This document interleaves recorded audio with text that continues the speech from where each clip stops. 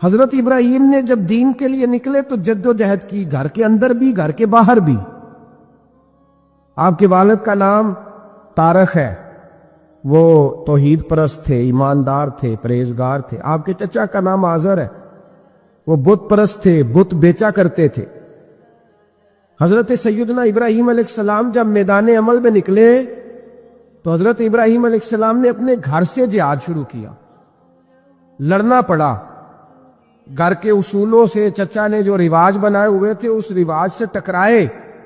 فرمایا میں اپنے گھر کے اندر یہ بت پرستی نہیں ہونے دیں گا۔ چچا کو ایک دفعہ نہیں، بار بار 100 دفعہ سمجھایا۔ آپ کا چچا بت بنا کے بیچا کرتا تھا۔ حضرت ابراہیم علیہ السلام تھوڑے بڑے ہوئے تو کہنے لگا کہ چلو میرے ساتھ، تم بھی بت بیچنے ہیں، ہمارا کاروبار ہے۔ حضرت ابراہیم ساتھ نکلے تو بت پکڑا ہے، گندے پانی کے اندر اس بت کو ڈبوتے ہیں، کہتے ہیں کسی نے خریدنا ہے تو خرید لو، نہ یہ نفع دے سکتا ہے نہ نقصان دے سکتا ہے، جو اپنا آپ نہیں بچا سکتا تمہیں کیا بچائے گا، خریدنا ہے تو خرید لو۔ چچا کہنے لگا تو کاروبار چمکا رہا ہے کہ تباہ کر رہا ہے۔ گھر میں بڑے معاملات خراب ہوئے، جھگڑے ہوئے، لیکن حضرت ابراہیم علیہ السلام ایک منٹ کے لیے بھی اپنے گھر کے اندر بھی کمپرومائز کرنے کو تیار ہے۔ یہ تھوڑا مشکل میں نے پہلو چھیڑ دیا ہے، یہ تھوڑا مشکل پہلو چھیڑ دیا ہے۔ بڑا سمجھدار آدمی ہے پر بیوی سے پردہ نہیں کرا سکتا، سیانا ہے، پنچایت کا بندہ ہے، جو اسے آپ کہیں گے وہ بات یہ سنائے گا، لیکن کہتا ہے نہیں جی میں نے کوشش کر لی ہے۔ کس قسم کی کوشش ہے صاحب، یہ کیسے ہو گیا؟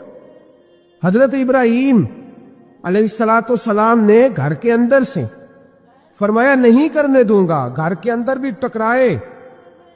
فرمایا تم جو بھی ہو، پاش کیا چچا کے اصولوں کو، اور باہر جب نکلے تو صرف علاقے کے چیئرمین سے نہیں ٹکرائے، ایم پی ایم این اے وزیر مشیر سے نہیں ٹکرائے، سپر پاور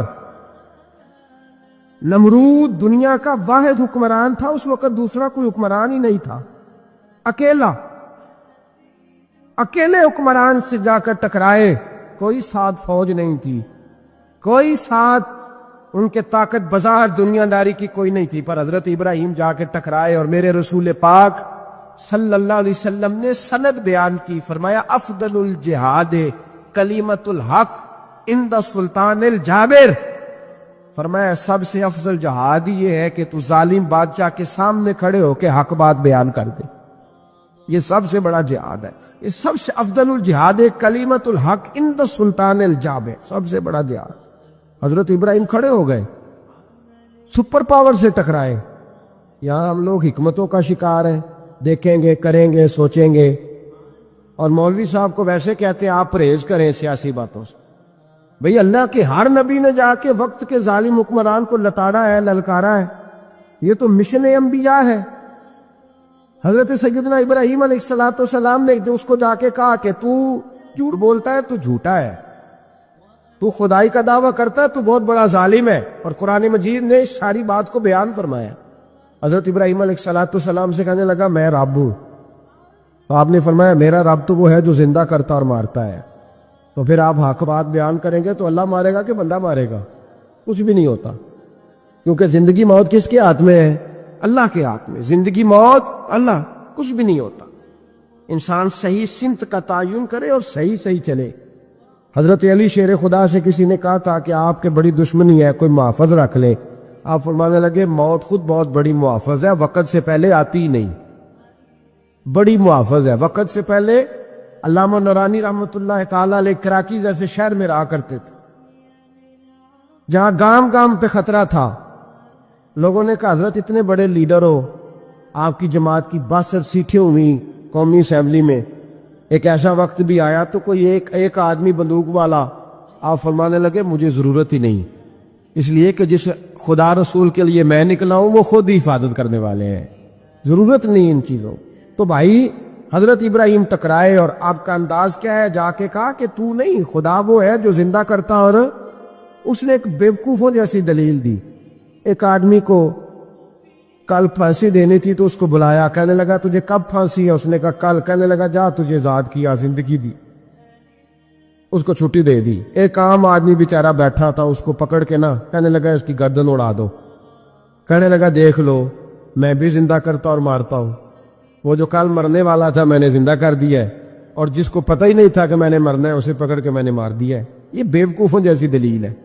حضرت سیدنا ابراہیم علیہ السلام چاہتے تو اسی وقت دلیل توڑ دیتے کہ تو کیا بیوقوفوں جیسی بات کر رہا ہے، اگر تو زندگی دیتا ہے تو مرے ہوئے میں جان ڈال کے دے جس کو تو نے مارا ہے۔ لیکن حضرت ابراہیم نے دیکھا کہ بیوقوف ہے، بیوقوفوں سے بحث نہیں ہوتی، دلیل بدل لی جاتی ہے، ان کی عقل کے مطابق بات کی جاتی ہے۔ حضرت ابراہیم فرمانے لگے میرا رب وہ ہے جو سورج مشرق سے نکالتا ہے اور مغرب میں غروب کرتا ہے، تو اگر رب ہے تو مغرب سے نکال کے مشرق میں غروب کر۔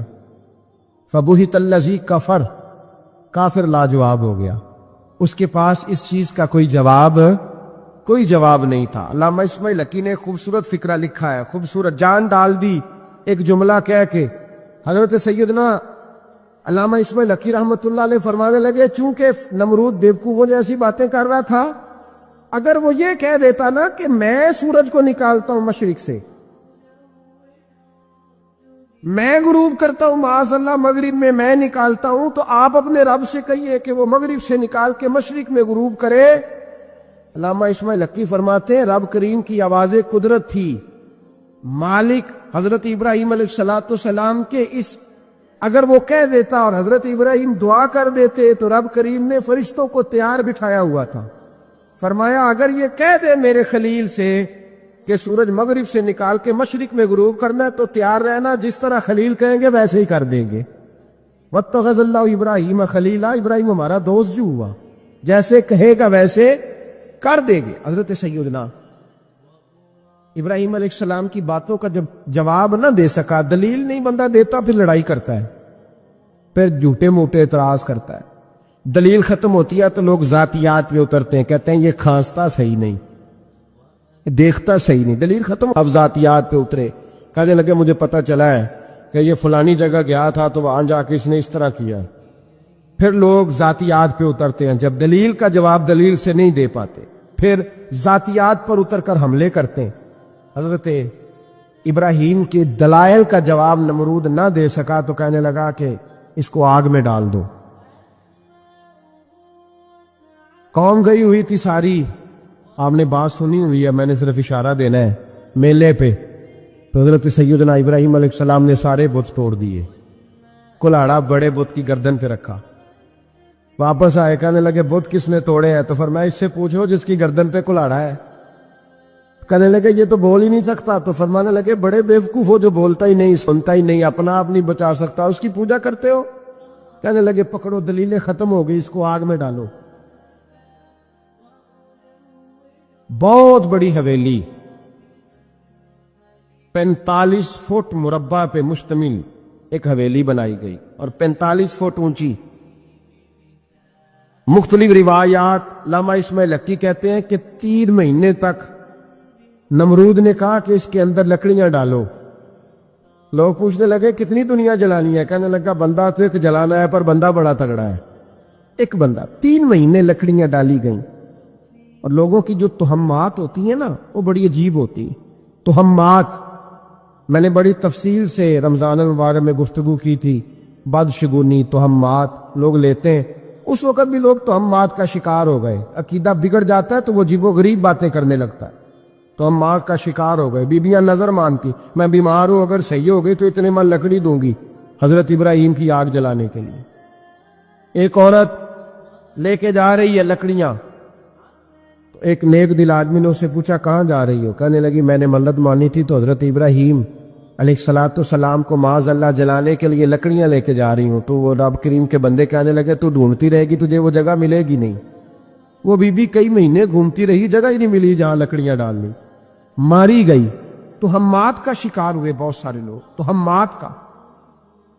بھائی تہمات دین کے اندر منع ہے، تہمات دین میں کوئی نظر ماننا، کوئی کسی بزرگ کے مزار پہ جا کے سالے ثواب کے لیے کوئی چیز ماننا، یہ تو درست ہوا، لیکن غیر شرعی نظریں مان لینا کہ میں آ کے گرد چکر لگاؤں گا، میں جناب وہاں جا کے یہ والا تماشا کروں گا، میں دھاگا باندھوں گا، میں رسا کاٹوں گا، میں وہاں گندے اور سے پانی پیوں گا، ان کی شریعت اجازت، یہ تہمات ہیں، بدشگونی ہے، دین میں ان کی کوئی گنجائش۔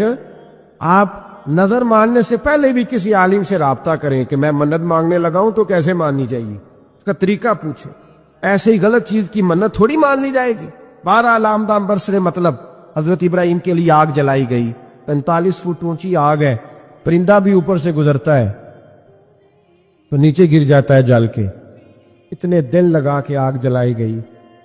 اب حضرت ابراہیم کو جلایا جانے لگا ہے. یہاں تو موجیں ہیں نا، جو کسی ادارے کا سربراہ ہے اس کے لیے موج ہے، کسی جگہ آفیسر بن گیا تو موج ہے، پیر صاحب کے لیے موج ہے، علامہ صاحب کے لیے موج ہے، خطیب صاحب کے لیے موج ہے. جلنا کس کو پڑتا ہے؟ وہ حال ہی کوئی نہیں رہا الا ماشاء اللہ. وہ لوگ گزر گئے جو تکلیفیں سہ کے کام کرتے تھے، گزر گیا زمانہ. حضرت سیدنا ابراہیم علیہ السلام کو جلایا جانے لگا ہے تو اب اتنی بڑی آگ ہے تو ڈالے کیسے؟ شیطان نے تجویز دی کہ منجنیق بناؤ. منجنیق بڑے بڑے بانس باندھ کے ان کے نیچے رسا باندھو. وہ جس طرح جھولنے کے لیے جھولا بنایا جاتا ہے، اس طرح ایک منجنیق پرانے زمانے میں اس میں پتھر رکھ کے پھینکے جاتے تھے دشمنوں پہ. وہ منجنیق بنائی گئی کہ دور سے حضرت ابراہیم کو پھینکیں گے. ہاتھ حضرت ابراہیم کے باندھ دیے، پاؤں مبارک باندھ دیے. پوری زمین پہ ایک نام لینے والا خدا کا، اور اس کو آج رسیوں میں جکڑا ہوا ہے. جب پھینکا جانے لگا نا آگ میں، حوریں رونے لگی، فرشتے تڑپنے لگے، اے اللہ یہ کیا ہونے لگا ہے؟ ایک تیرا خلیل اور وہ بھی آگ میں. فرمایا جاؤ جا کے اس سے کہو اگر تمہاری مدد لیتا ہے تو اسے بچاؤ. ہوا کا فرشتہ آیا، کہا ابراہیم اگر تو کہے. او بھائی ان چیزوں کو کہانی سمجھ کے نہ سنا کرے، یہ داستان نہیں، یہ وہ طریقے ہیں جو ہمارے رسول نے ہمیں اپنانے کا حکم ارشاد فرمایا ہے. جو عقیدے، یہ وہ نظریات ہیں جو ہمیں اوڑھنے کو کہا گیا. اپنے رب کریم کی رضا پہ راضی رہنے کے یہ وہ خوبصورت مواقع ہیں صوفیاء نے جن کو بنا کر سمجھا کر ہم تک پہنچایا ہے. یہ ہے اہل طریقت کی باتیں. وہ کہتے ہیں یار جس حال میں رکھے راضی رہنا ہے. حضرت ابراہیم علیہ السلام کو پھینکا جا رہا ہے، فرشتہ آیا، اے اللہ کے خلیل اگر حکم دو تو اتنی ہوا چلاؤں کہ نمرودی جل جائیں سارے، آگ ان پہ پھینک دی جائے. آپ نے فرمایا تو جا، تجھ سے مجھے کوئی کام نہیں. تھوڑی دیر کے بعد پانی کا فرشتہ آیا، کہا حضور اتنی بارش برساؤں گا کہ آگ بجھ جائے گی. فرمایا تو جا، تجھ سے کوئی کام نہیں. اب جب منجنیق میں رکھ دیے گئے، آگ میں جانے کا لمحہ ہے، تیاری ہے، حضرت جبریل امین حاضر خدمت ہوئے. کہا ابراہیم کوئی حاجت؟ فرمایا تجھ سے کوئی نہیں. کہا چلو مجھ سے نہیں تو رب کریم سے ہی بات کر لو، مجھے پتا ہے میں چھوٹا ہوں، آپ مجھ سے مدد کیوں لوگے، رب کریم سے ہی بات کر لیں. تو حضرت ابراہیم کہنے لگے جبریل یہ بتا رب کو نہیں پتا اس کا خلیل کس حال میں ہے؟ اسے نہیں پتا میں کس حال میں ہوں، میرے ہاتھ بندے ہیں، پیر بندے ہیں آگ میں، اسے نہیں پتا. بتایا تو اسے جاتا ہے جسے خبر نہ ہو. تو اگر اسے پتا ہے، اگر وہ جلانے پہ راضی ہے تو میں بھی جلنے کو تیار ہوں، میں تیار ہوں. اسے کہو ٹھیک ہے. حضرت سیدنا ابراہیم علیہ السلام کو منجنیق میں ڈال کے جو پھینکا آگ میں، یا نار کونی بردم و سلام علی ابراہیم، اللہ نے فرمایا اے آگ میرے ابراہیم پہ ٹھنڈی بھی ہو جا اور سلامتی والی بھی ہو جا. حضرت ابراہیم کو 2 فرشتوں نے بٹھا دیا زمین پہ. پھول کھلے ہیں، کونپلیں مہک رہی ہیں، کلیاں خوشبو دے رہی ہیں. حضرت ابراہیم نے سر سجدے میں رکھ دیا، سبحان اللہ والحمد للہ ولا الہ الا اللہ واللہ اکبر. حضرت ابراہیم اللہ کی تسبیح پڑھنے لگے، رب کریم کا شکر بجا لانے لگے. نکلے وہاں سے، کچھ دن گزر گئے، نکلے، حکم ہو گیا ابراہیم علاقہ چھوڑ دو. حضرت ابراہیم علیہ السلام وہاں سے نکل کے مصر آئے، چچا کے پاس ٹھہرے. انہوں نے اپنی بیٹی جناب سارہ کا نکاح کر دیا. کچھ آگے بڑھے تو ایک ظالم بادشاہ سے ٹکرائے. اس نے ایک شہزادی، ایک بادشاہ کی بیٹی قید کی ہوئی تھی، جناب ہاجرہ نام تھا. ان کو قید سے چھڑا کے ساتھ لائے. حضرت لوط علیہ السلام بھی ساتھ. یہ 4 لوگوں کا قافلہ چلا، فلسطین میں جا کے پڑاؤ ڈالا، گھر بار چھوڑا، تبلیغ شروع ہوئی. حضرت ابراہیم کے گھر میں 2 خواتین ہیں، ایک آپ کی بیوی ہیں، ایک حضرت ہاجرہ ہے. اولاد کوئی نہیں. بڑا میوہ ہے میٹھا. گھر وہی آباد ہوتا ہے جس میں بچے روتے ہیں، گھر ہوتا ہی وہ ہے جس میں بچوں کی چنچناہٹ ہوتی ہے، بھن بناہٹ ہوتی ہے. حضرت ابراہیم نے ایک بچہ روتے ہوئے دیکھا تو آنکھوں میں آنسو آئے. کہنے لگے ربی حب لی من الصالحین، یا اللہ مجھے بھی نیک اولاد عطا کر دے. حضرت سارہ نے سن لیا، کہنے لگی ابراہیم شاید میرے بطن سے تو آپ کو نصیب نہیں، ہاجرہ سے نکاح کر لو۔ جناب ہاجرہ سے نکاح ہوا۔ اللہ تو بڑا بے نیاز ہے، رب کریم نے حضرت اسماعیل جیسا خوبصورت بیٹا عطا فرمایا۔ بیٹا کالا سیاہ بھی ہو تو سینے کی ٹھنڈک ہوتا ہے، پر یہ تو وہ بیٹا ہے جس کی پیشانی میں نور محمدی چمکتا ہے صلی اللہ علیہ وسلم۔ حضرت سیدنا اسماعیل اتنے خوبصورت۔ اب جس بیوی کے ہاں بیٹا تھا، بیٹھنا اٹھنا بھی زیادہ اس کے پاس، آنا جانا بھی اس کے پاس، توجہ ادھر ہو گئی۔ جناب سارا رشک کرنے لگی، ایک دن کہنے لگی اسے چھوڑ آ جنگل میں، وادی غیر ذی زرع مکے کے پاس۔ بھائی ایک بیٹا عالم دین بنا لو۔ کہنے لگا روٹی کہاں سے کھائے گا؟ تیرے 5 بیٹے ہیں، کو حافظ قرآن بنا، کہتے روٹی کہاں سے کھائے گا؟ وہ بچہ بھی کہتا ہے میں کہاں سے کھاؤں گا؟ حضرت ابراہیم علیہ السلام تو چند مہینے کا بچہ چھوڑ آئے، تو کہاں سے روٹی کھائی حضرت اسماعیل نے؟ کہاں سے کھائی ان کی اماں نے روٹی؟ بھوکے مر جاتے ہیں یہ سارے۔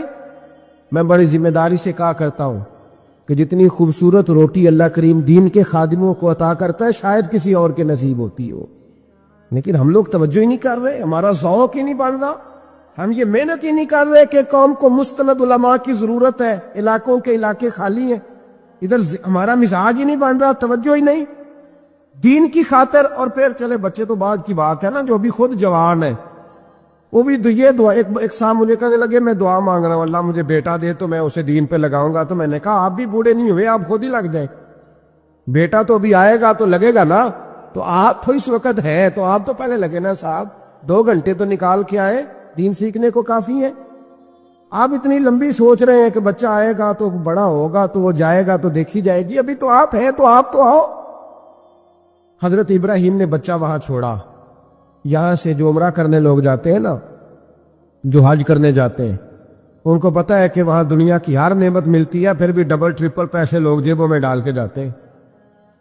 حضرت ابراہیم جب وہاں لے کے گئے تو کوئی انسان نہیں تھا، پانی کا قطرہ نہیں تھا، 2 کلو کھجور، 1 مشکیزہ، بیوی کو تھمایا۔ ہمارے گھر میں ہزاروں چیزیں پڑی ہیں، لیکن وہ جو توکل ہے نا وہ ختم ہو گیا ہے۔ اللہ دے گا، حلال حلال پہ قناعت کرے، جائز جائز پہ بھروسہ کرے، رب کریم عطا کرنے والا ہے، وہ مزاج ختم ہو گیا۔ حضرت سیدنا ابراہیم علیہ السلام 2 کلو کھجوریں، 1 مشکیزہ پانی کا دے کر کے، اور وہاں بٹھایا آپ نے اپنے بچے کو اور اپنی زوجہ جناب ہاجرہ کو، اور بٹھا کر کے یہ واپس پلٹنے لگے تو حضرت ہاجرہ سلام اللہ علیہ نے آواز دی، کہا ابراہیم کس کے سہارے پہ چھوڑ کے جا رہے ہو؟ جہاں اب زمزم کا کنواں ہے نا، جو لوگ گئے ہیں جنہوں نے صفا مروہ کی صحیح کی ہے، صفا مروہ سے باہر نکلے نا، سرکار کی ولادت کا مقام ہے، اس جگہ پہ آب زمزم کا کنواں تھا، وہاں حضرت سیدنا ہاجرہ کو بٹھایا، کوئی چیز نہیں، کوئی درخت نہیں، کوئی کھیت نہیں، کوئی پانی نہیں، کوئی کنواں نہیں، وہاں بٹھایا اور بٹھا کر کے نکلنے لگے تو جناب ہاجرہ فرمانے لگی ابراہیم کس کے سہارے پہ چھوڑ کے جا رہے ہو؟ کہنے لگے اللہ کے سہارے پہ۔ تو پاک باز بی بی نے ایک لفظ پوچھا، کہا ابراہیم یہ میرے رب کا حکم ہے، یہ میرے، بس جن کا عقیدہ توحید مضبوط ہو ان کے لیے ایک جملہ کافی ہوتا ہے، یہ میرے اللہ کا حکم ہے۔ تو جناب ابراہیم علیہ السلام فرمانے لگے ہاجرہ ہاں رب کا حکم ہے۔ جب یہ لفظ کہے تو چاہیے تھا نا حضرت ابراہیم تسلی دیتے، تو بی بی صاحبہ تسلی دینے لگی، عرض کرنے لگی ابراہیم اگر اللہ کا حکم ہے تو پھر آپ ہماری فکر نہ کرنا، اگر یہ رب کا حکم ہے تو پھر ہماری فکر نہ کرنا، جس رب نے ہمیں یہاں تک پہنچایا ہے وہ ہمیں کبھی بھی ضائع نہیں فرمائے گا، پھر فکر نہ کرنا۔ حضرت ابراہیم آ گئے، یہ بات آپ نے سنی ہوئی ہے، اشارہ کرنا مقصود ہے۔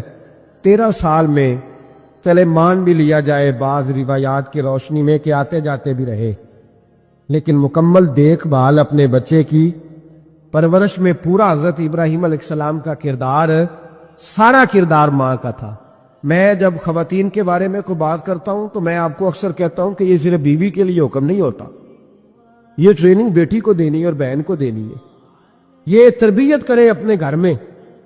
میں تجربے کی روشنی میں یہ بات عرض کیا کرتا ہوں کہ بھائی بچے باپ کے فرما بردار اس وقت ہوتے ہیں جب اماں انہیں باپ کا فرما بردار کرتی ہے، اور بچے باپ کے نافرمان بھی تب ہوتے ہیں جب اماں انہیں باپ کا، میں نے اپنے کانوں سے سنا ایک دفعہ ایک بچہ اپنے باپ سے کہہ رہا ہے آپ نے تو ساری زندگی باہر گزار دی، پیسے کمانا کون سا مشکل کام ہے، دکھ سکھ تو سارے اماں نے برداشت کیے، سکولوں میں وہ جاتی تھی، فلانا کام وہ کرتی تھی، فلانا کام۔ اب یہ سوچ اس کی ذاتی تو نہیں، یہ اس کو دی گئی ہے، اور اگر اس کو یہ سوچ دے دی جائے کہ اماں کہے کہ میں تو اپنوں میں رہی ساری زندگی، میں نے تو اپنوں میں وقت گزارا، اور تیرا باپ تو کئی دفعہ جنازے بھی نہیں پڑھ سکا، نے تو ماں باپ ایسے دفن کر دیے، وہ اگر یہ سوچ فراہم کرے تو پھر بچہ باپ کا فرما بردار ہوتا ہے۔ اور یہ والی روایتیں ہم بیوی کو سناتے ہیں، حالانکہ کس کو سنانی چاہیے؟ بولیے، بہن اور بیٹی کو، بہن اور بیٹی کو سنائیں یہ باتیں، ان کو سمجھائیں، تاکہ آگے جا کے وہ جو گھر ترتیب دے وہ گھر بڑا عمدہ اور نکھرا ہوا ہو۔ حضرت سیدنا ابراہیم 13 سال کے بعد آئے، چونکہ گھر میں اللہ تبارک و تعالیٰ کی دوستی کا چرچا تھا، اللہ تبارک و تعالیٰ کی محبوبیت کا غلبہ تھا۔ 13 سال کے بعد فلما بالغ معہ السعی، بیٹا جب اتنا بڑا ہوا کہ ساتھ چلنے لگا، تو حضرت ابراہیم نے اپنے بیٹے کو بلا کے کہا بیٹا مجھے خواب آئی ہے، میں تجھے ذبح کر رہا ہوں، تیری کیا رضا ہے؟ تو حضرت اسماعیل کہنے لگے یا ابت افعل ما تؤمر، ابا جی اللہ جیسے حکم دیتا ہے میرے ساتھ ویسے ہی کریں، جیسے اللہ حکم دیتا ہے ویسے ہی، بولیے، ویسے ہی کریں۔ حضرت حاجرہ کو کہا کہ ایک دوست نے دعوت کی ہے تو وہاں جا رہے ہیں، بی بی مطمئن ہے، تفصیلات کی ضرورت نہیں، ختم بات، اعتبار ہے، مطمئن ہو گئی۔ شیطان پیچھے سے آیا اماں کے پاس، ذرا تھوڑی دیر کے لیے تصور جمائیے، یہاں تو پڑوسن آ کے کوئی بات بتا دیتی ہے خاوند کے بارے میں تو کئی مہینے جھگڑا جاری رہتا ہے، پڑوسن محلے دار۔ شیطان نے آ کے بتایا لفظ کیا ہے؟ کہا حاجرہ تمہیں پتا ہے کہاں جا رہے؟ کہا دوست کی دعوت میں۔ تو کہنے لگے دوست کون ہے؟ رب کریم، اور ابراہیم کا خیال ہے کہ اس رب نے مجھے حکم دیا ہے کہ میں ذبح کروں۔ تو حضرت حاجرہ کہنے لگی کبھی باپ بھی بیٹے ذبح کرتے ہیں؟ شیطان کہنے لگا ان کا خیال ہے کہ ان کے رب نے حکم دیا ہے۔ جناب حاجرہ فرمانے لگی اگر رب نے حکم دیا تو پھر تو مجھے شیطان لگتا ہے، تو مجھے شیطان لگتا ہے۔ کا کیا مطلب؟ فرمانے لگی اگر رب کریم کا حکم ہے تو میرے پاس ایک اسماعیل ہے، اگر 1000 بھی ہوتے میں سارے اللہ کے راستے میں پہنچ کر دے دیتی، مالک کا ہی تو ہے سارا کچھ، اسی کا ہے، اس میں لیت اللہ کی کیا گنجائش؟ حضرت سیدنا ابراہیم علیہ السلام نے بیٹے کے حلق پہ چھری رکھ بھی دی اور چھری چلا بھی دی، رکھ بھی دی، اور وہ تو اللہ کریم نے فرمایا یا ابراہیم قد صدقت الرؤیا، ابراہیم تو نے خواب سچا کر دکھایا، وہ قیامت تک تیرا نام رہے گا۔ حضرت ابراہیم نے وطن بھی دیا، جان بھی دی، بیٹا بھی، اللہ کریم نے دمبے دیے، فرمایا یہ فدیہ ہے۔ اب یہ قربانی قیامت تک حضرت ابراہیم کے طریقے کے مطابق جاری ہے۔ حضرت ابراہیم بہت بڑے مہمان نواز تھے، بہت بڑے۔ آپ جب مصر میں قیام تھا تو بڑے بڑے لمبے چوڑے لنگر پکتے تھے، لوگ آیا جایا کرتے تھے، بڑا تفصیل کے ساتھ کھانا ہوتا تھا۔ مہمان نوازی آپ کی خاص صفت مبارکہ ہے، ہمارے ہاں بھی مہمان نوازی ہوتی ہے امیروں کی، بلکہ اب تو مہمان نوازی اس طرح کی ہے کہ کل تیری میرے پاس دعوت ہے اور پرسوں میری تیرے پاس ہے، وہی امیروں میں وہ چکر رہتا ہے، پارٹیاں دوست ایک دوسرے کو ڈالتے ہیں، تیری طرف پارٹی تیری طرف، اور اسی انداز میں اب یہ عید آئے گی نا ٹکا پارٹیاں ہوں گی جگہ جگہ، اور لوگ سوال پوچھنے لگے ابھی سے، کہتے ہیں قربانی کا کتنا گوشت گھر رکھنا جائز ہے؟ قربانی کا کتنا گوشت گھر رکھنا جائز ہے؟ سارا ہی جی، اس لیے فریزر لے لے، فریج سے نہیں کام چلے گا، سارا ہی جائز ہے، گھر رکھنا سارا ہی جائز ہے، رکھ لے۔ او خدا کے بندے، قربانی وہ بندہ دیتا ہے جو سارا سال ہی گوشت کھاتا ہے، صحیح کہہ رہا ہوں؟ قربانی صاحب نصاب، صاحب استطاعت بندہ دیتا ہے نا، تو وہ سارا سال ہی گوشت ہے، تو سارا گھر میں رکھنا بھی جائز ہے، لیکن سارا دے دینا بھی، تو جو آ رہی ہے اس پہ کیوں توجہ کرتے ہو؟ جو دوسرا جائز ہے اس پہ کیوں نہیں عمل کرتے؟ سارا تقسیم کر دیں، بات ختم ہوئی۔ یقین کریں محرم میں جا کے دوست ٹیلی فون کر کے سوال پوچھتے ہیں، کہتے ہیں صاحب سنا ہے قربانی کا گوشت محرم میں کھانا جائز نہیں، میں کہ نہیں ربیع الاول بھی جائز جے، رجب رمضان تک کھاؤ، کوئی بندہ نہیں منع کرتا، اس لیے کہ کسی کو دینا تو پسند ہی نہیں، یا پھر اس میں سے جو خاص چیزیں ہیں وہ اپنی فریج میں اور باقی جو ہے وہ دوسروں کے لیے۔ یہ کیا طریقہ ہے ہمارا؟ اور اسی پہ عمل ہے. اللہ تبارک و تعالی ہمیں سمجھنے کی توفیق عطا فرمائے. حضرت ابراہیم بہت بڑے مہمان نواز تھے. صرف قربانی نہیں دیتے تھے، سارا سال بہت سارا لنگر، بہت سارا کھانا پینا، بہت ساری چیزیں جاری رہتی تھی. اور جتنے غریب لوگ تھے فلسطین کے، ان کو پتا تھا کہ حضرت ابراہیم علیہ السلام کا لنگر جاری ہے. فلسطین میں جب آپ کا قیام تھا، ایک دفعہ ڈھیروں مہمان آ گئے اور کھانے کو کوئی چیز نہیں. حضرت سارہ اور جناب ہاجرہ دونوں اس وقت موجود تھیں. وہ کہنے لگی ابراہیم بہت سارے مہمان آ گئے تو کیا کریں؟ جناب سارہ کہنے لگی کس طرح کر کے ان کی مہمان نوازی کرنی؟ اور حالات یہ ہے کہ قحط پڑا ہوا ہے فلسطین میں، مصر میں، دور دراز علاقوں میں. تو حضرت ابراہیم کہنے لگے یہ اللہ کے مہمان ہیں اور ہمیں رب کریم کا بندہ سمجھ کے آ گئے ہیں، اللہ ہی بندوبست کرے گا. فرمانے لگے میرا مصر میں ایک دوست ہے، وہ قحط کے دنوں میں غلہ جمع کر لیتا ہے، میں اس کی طرف پیغام بھیجتا ہوں، مجھے امید ہے وہاں سے غلہ ملے گا. 2 3 5 اونٹ والے غلام بلائے اور ان کو کہا کہ جاؤ غلہ لے آؤ مصر کے دوست سے. وہ لوگ کہتے ہم غلہ لینے گئے، وہاں جب پہنچے تو حضرت ابراہیم خلیل اللہ علیہ السلام کا پیغام دیا تو آپ کا وہ دوست کہنے لگا غلہ تو بے شمار تھا، مجھے خبر نہیں تھی کہ حضرت ابراہیم کا پیغام آئے گا، تو میں تو سارا تقسیم کر چکا ہوں. لوگ لے گئے، اب تو کوئی شے نہیں. اب وہ خالی آ گئے 5 کے 5 اونٹ. جب خالی آئے تو حضرت ابراہیم کی حویلی کی دیواریں چھوٹی چھوٹی تھیں.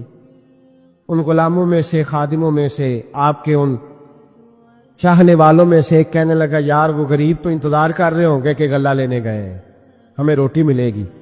چھوٹی چھوٹی دیواریں ہیں، وہ جب دیکھیں گے نا خالی آ گئے تو انہیں تکلیف ہوگی. اس طرح کرو بوریوں میں ریت بھر لیتے ہیں، ریت بھر کے لے جاتے ہیں، بعد میں اندر رکھ کے انہیں سمجھا بہلا لیں گے یا حضرت ابراہیم کو بتائیں گے، وہ خود ہی ان لوگوں کی دلجوئی فرمائیں گے. اب غلہ کی جگہ ریت بھر کے اونٹوں پہ رکھ کے لائی گئی.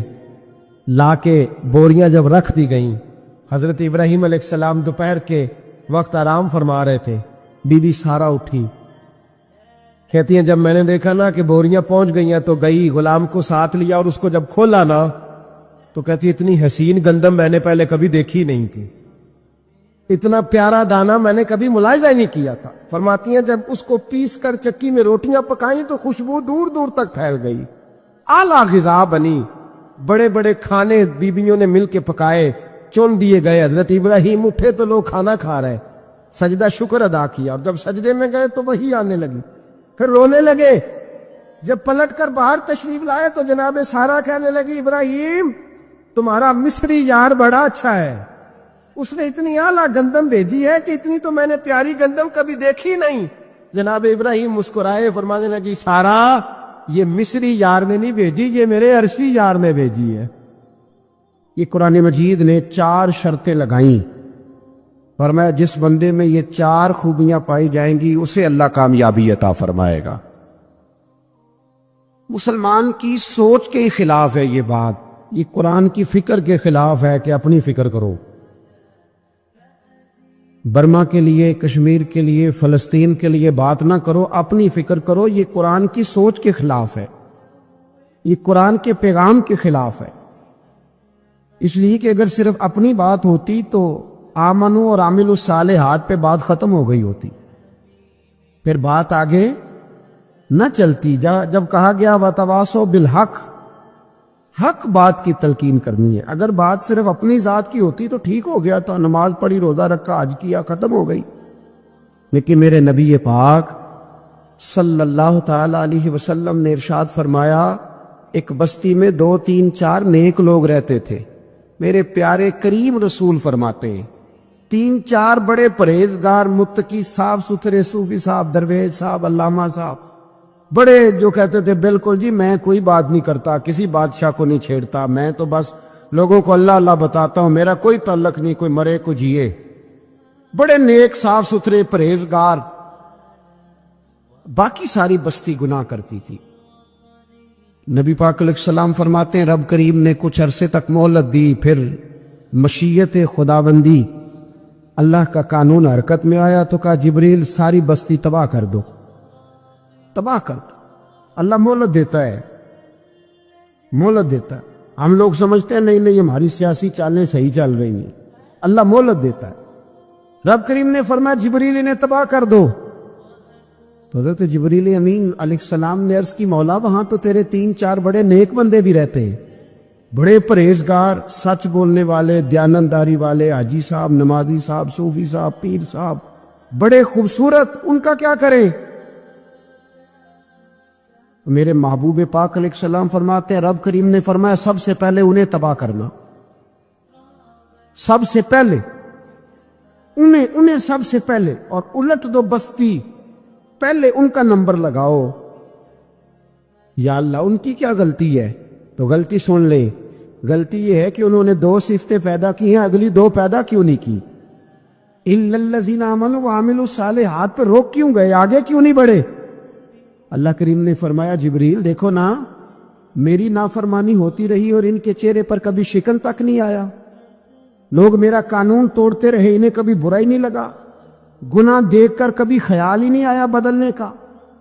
میرے بھائی امت مسلمہ اپنے لیے تو آئی نہیں دنیا میں، نبی پاک کی اس لیے تھوڑے آئے تھے کہ پیسے کمائیں، دنیا داری کریں، جھوٹ سچ ماریں اور رخصت ہو جائیں، بچے پیدا کریں۔ یہ کام تو ہندو، سکھ، بدھ مت سارے کر رہے ہیں،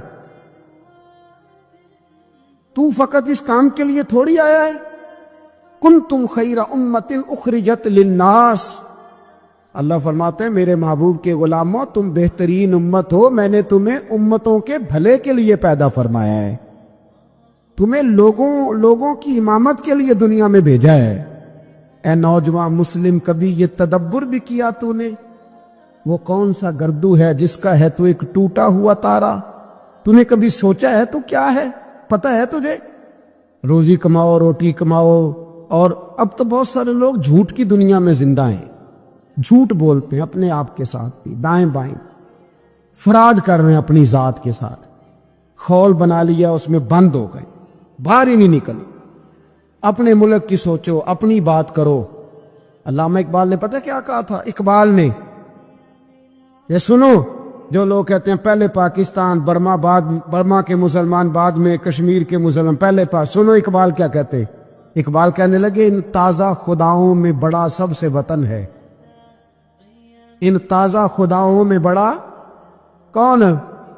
وطن کی محبت ایمان کا حصہ، اس میں شک نہیں، لیکن اگر اسلام سے پہلے وطن آ گیا تو اقبال کہتے ہیں ان تازہ خداؤں میں بڑا سب سے وطن ہے، اور جو پیرہن اس کا ہے وہ مذہب کا کفن ہے۔ فرماتے ہیں جو وطن اوڑھ لیتا ہے اس نے اپنے مذہب کو دفن کر دیا۔ سب سے پہلے پاکستان نہیں، سب سے پہلے رسول اللہ کا دین ہے، سب سے پہلے قرآن ہے، سب سے پہلے نبی پاک کا فرمان ہے، سب سے پہلے امت مسلمہ ہے۔ ان تازہ خداؤں میں بڑا سب سے وطن ہے، جو پیرہن اس کا ہے وہ مذہب کا کفن ہے۔ اور اقبال کہنے لگے قوم مذہب سے ہے، مذہب جو نہیں تم بھی نہیں۔ قوم مذہب سے ہے، مذہب جو نہیں، کوئی نہیں سمجھ آ رہی آپ کو میری بات؟ قوم کس سے ہے؟ پاکستانی ہونے سے، پنجابی ہونے سے، سندھی بلوچی پٹھان ہونے سے؟ نہ، قوم مذہب سے ہے، اور مذہب جو نہیں تم بھی نہیں۔ یہ کیسے ہو سکتا ہے کہ مذہب نہ ہو اور بندہ زندہ رہے؟ یہ کیسے ہو سکتا ہے؟ بھائی کافر نے اصل میں جاگ ہی نہیں رہا، میں جاگتا ہی نہیں، میں جیب کی سوچتا ہوں، مسجد کی سوچتا ہوں، خانقاہ کی سوچتا ہوں، مدرسے کی سوچتا ہوں، دکان کی، سارا دن تو اس چکر میں لگا رہتا ہوں لوگوں کو ثابت کرنے میں کہ میں صحیح ہوں باقی غلط ہے۔ میں تو اپنی ذات کے خول سے اٹھ ہی نہیں رہا، اور مجھے یہ اندازہ ہی نہیں کہ لیبیا سارا کٹ گیا، مصر کے ٹکڑے ٹکڑے ہو گئے، مجھے پتہ ہی نہیں کہ شام، جس کے بارے میں میرے نبی پاک علیہ السلام نے فرمایا مکے اور مدینے کے بعد اللہ نے سب سے زیادہ برکتیں ملک شام میں رکھی ہے، اور حضور نے فرمایا جس نے ہجرت کرنی ہو وہ شام جائے۔ اتنا اعلیٰ ملک سارا کٹ گیا، 4 ہزار لوگ ایک دن میں قتل ہو گئے، پر میرا گھر آباد ہے نا، کوئی حرج نہیں، وہ کٹتے ہیں تو وہ دور ہیں، کٹتے رہے۔ فلسطین میں ہمارے یہاں معراج کی محفلیں بڑی جم کے ہوتی ہیں، سارے لوگ پڑھتے ہیں سبحان الذی اسریٰ بعبدہ لیلا من المسجد الحرام الی المسجد الاقصی۔ انہیں پوچھو روز قرآن مجید میں مسجد اقصی کا نام لینے والوں، تم مسجد اقصی کہتے ہو تو تمہیں اللہ کتنی نیکیاں عطا کرتا ہے، بتاؤ تو صحیح مسجد اقصی کدھر ہے؟ اور اب تو میری طرح کے مولوی آدھی حدیث سناتے ہیں، کہتے ہیں مسجد نبی میں ایک نماز پڑھو تو 50,000 کا ثواب، حرم شریف میں پڑھو تو 1,00,000 کا ثواب۔ مولانا حدیث یہاں سے شروع نہیں ہوتی، کھولو تو صحیح کنز المال، پڑھو مسند امام احمد بن حنبل، حدیث تو یہاں سے شروع ہوتی ہے۔ میرے نبی پاک نے فرمایا مسجد اقصی میں جس نے ایک نماز پڑھی 25,000 کا ثواب، اور میری مسجد میں جس نے ایک نماز پڑھی 50,000 کا ثواب، اور اللہ کے گھر بیت اللہ جس نے پڑھی 1,00,000 کا ثواب۔ مسجد اقصی کا تو ذکر ہی چھوڑ گیا ہے، کیوں؟ وہ مسجد اس کی طرف منہ کر کے 15 سال میرے نبی پاک نے نماز ادا کی۔ کس نے؟ بولیے گا۔ 15 سال تک، 2 ہجری میں 13 سال مکے میں، 2 سال مدینے میں، مسجد اقصی کی طرف جدھر منہ کر کے تیرے اور میرے رسول نماز پڑھتے رہے۔ آج وہ مسجد یہودی کے قبضے میں ہے، کئی جمعے تالا رہتا ہے، وہاں نماز نہیں پڑھنے دی جاتی۔ مجھے کیا لگے اس بات سے، میری مسجد میں تھوڑی لگا ہوا ہے۔ ایسی ہوا چلی ہے کہ ہر شخص سوچتا ہے تمام شہر جلے بس ایک میرا گھر نہ جلے۔ بھائی یہ وہ دور ہے جس دور میں ذرا سی بھی کسی شخص کو تکلیف ہوتی ہے تو عالمی میڈیا پہ بات جاتی ہے، موبائل جیبوں میں فوراً تصویریں کیش ہوتی ہیں۔ میں اور آپ، ہمارا اس قوم سے تعلق ہے جس قوم کے بچے کٹ گئے، ذبح ہو گئے، عورتوں کے پستان کاٹ کے برما کے بدھوں نے ان کے کباب بنا کے کھا لیے، چھوٹے چھوٹے بچوں کی لاشیں انہوں نے لٹکا ڈالی۔ اور یہاں میں حکومت کی کیا بات کروں، یہاں کسی سیاستدان کو مکھی کاٹ جائے تو ہمارے پھٹے آباد ہو جاتے ہیں بحث کرنے کے لیے۔ ہمارے اپنے لوگ، عام آدمی نہیں بات کرتا، عام آدمی نہیں نکلتا، عام شخص کو فکر ختم ہو گئی۔ وہاں بھائی سب سے بڑھ کر بہترین مسجد کے خطیب امام حسین تھے۔ مسجد نبی سے بڑی بھی کوئی مسجد ہوگی جس ممبر پر رسول پاک بیٹھ کے خطبہ دیا کرتے تھے، اور میرے مصطفیٰ کے آستانے سے بڑا بھی کوئی آستانہ ہوگا جس کی سجادگی امام حسین کے پاس تھی۔ کہتے ہیں ہمارا کیا تعلق، ہمیں کیا لگے، جو مرضی ہوتا پھرے۔ امام علی مقام آرام سے مسجد نبی میں بیٹھے تھے، زمانہ پوری دنیا سے جاتا تھا، ہاتھ چومتا تھا، قدموں میں بیٹھتا تھا۔ اتنے بڑی عظمت والی بھی کوئی شخصیت ہوگی جس کے رگوں میں رسول اللہ کا خون دوڑتا ہے، جسے حضور اپنی زبان مبارک اس طرح وہ چوسا کرتے تھے جیسے عرب کے لوگ پیاس کے عالم میں کھجور چوسا کرتے تھے۔ اتنا بڑا بھی کچھ شخص تھا، لیکن جب دین پہ کڑا وقت آیا تو حسین نے مسجد کی خطابت نہیں بچائی، آستانہ نہیں بچایا۔ امام علی مقام نے کہا کوفہ لٹتا ہے تو لٹتا رہے، دمشق میں فساد ہوتا ہے تو ہوتا رہے، وہ ملک شام کی بچیاں رو رہی ہیں تو روتی رہیں کہ ہم پہ یزید قابض ہو گیا، میری مسجد آباد ہے، کافی ہے نا۔ امام حسین نکلے اور نکل کے کہنے لگے جنت البقیع والی جگہ پہ کھڑے ہو کے، یا رسول اللہ میں جا رہا ہوں، میں جا رہا ہوں، اور آپ کے لیے جا رہا ہوں، اس لیے کہ مجھے اس شام کو بچانا ہے جس شام میں رسول اللہ کا کلمہ پڑھنے والے لوگ بستے ہیں۔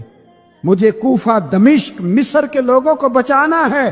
نانا تیرے کرم کے خزینے کی خیر ہو، میں جا رہا ہوں تیرے مدینے کی خیر ہو۔ نکل کھڑے ہوئے امام علی مقام، میدان میں نکلے، کس کے خلاف؟ بولے کون تھا یزید؟ مسلمان تھا۔ اس وقت تک تو سب نے مسلمان لکھا ہے، جس نے کافر کہا شہادت امام حسین کے بعد کا جرم کیا تھا؟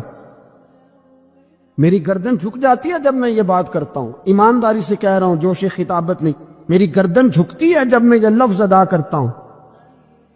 امام علی مقام اس شخص کے خلاف نکلے، سارے خطبے امام حسین کے پڑھ کے دیکھو۔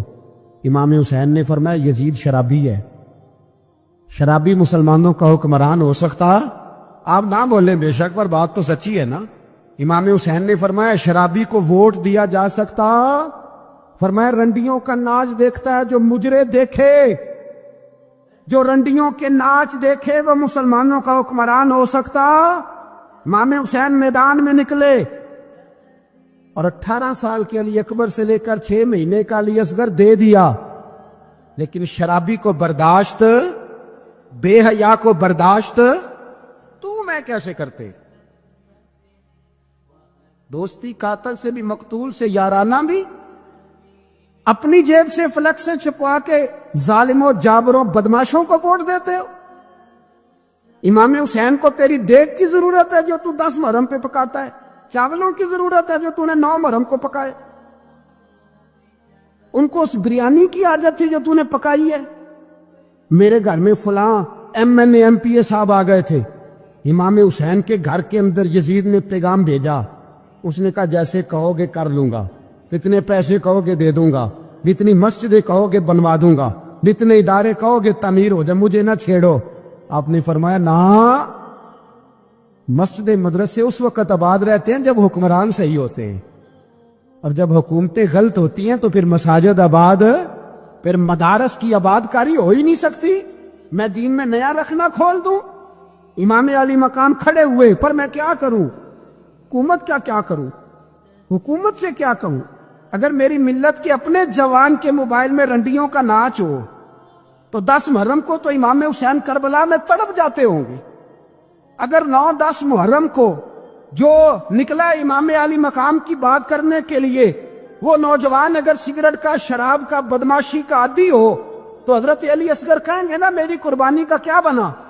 وہ تو نکلے تھے عریانی اور فحاشی کے خلاف، اور اگر ملت کا جوان روز چوک میں کھڑے ہو کے لڑکیوں کو تاڑتا ہو تو حضرت علی اکبر تو اپنی قبر میں روتے ہوں گے کہ یہ اس قوم کے لیے جان دے دی جو آج جزیدی طریقوں پہ عمل کر رہی ہے، جو ساری رات گند دیکھ کے سوتی ہے، جو ساری رات بے حیائی، فحاشی اور عریانی میں لگی رہتی ہے، ان لوگوں کے لیے جان دے دی۔